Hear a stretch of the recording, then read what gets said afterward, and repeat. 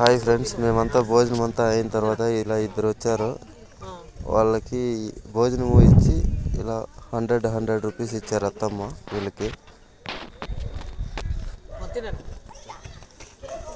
ఆయనకి 5 years ఇంకా కాలేదంట.